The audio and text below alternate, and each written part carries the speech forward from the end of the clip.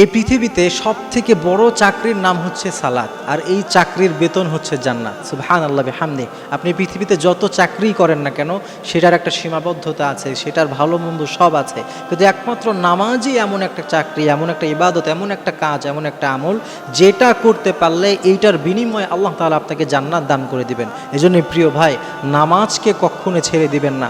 এটা এত বড় গুরুত্বপূর্ণ বিষয়, নবীজি যখন একেবারে মুমূর্ষ অবস্থায় আছেন, তিনি ইন্তেকাল হয়ে যাবে এমন একটা অবস্থায় আছেন, ওই সময়ও নবীজি বারবার উম্মতকে সতর্ক করে বলছিলেন আসসালাহ আসসালাহ আসসালাহ, তিনি সতর্ক করছিলেন। কত বড় একটা ইবাদত, কিন্তু আমরা এখন দেখি কত পার্সেন্ট মানুষ আসলে আমরা নামাজ পড়ে, আমরা যারা নিজেদেরকে মুসলমান বলে দাবি করি, হয়তো 1-2% বা 3% মানুষ কিন্তু আমরা নিয়মিত নামাজ পড়ে, আর অধিকাংশ মানুষ সর্বোচ্চ জুম্মা কিংবা ঈদের নামাজ পড়ে, এর বাইরে আর নামাজ পড়ে না। প্রিয় ভাই, আপনি দুনিয়ার এত কিছু করতে পারছেন, কিন্তু আপনি নামাজটা পড়তে পারছেন না।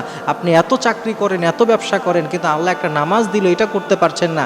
আপনি মনে রাখবেন, এই সালাত না পড়ার কারণে দুনিয়া আখিরাত সব আপনার বরবাদ হচ্ছে। আর আপনি যদি একটু সময় বের করে নামাজটা পড়ে নেন, দুনিয়া এবং আখিরাতে আল্লাহ তাআলা আপনাকে কল্যাণ দান করবেন।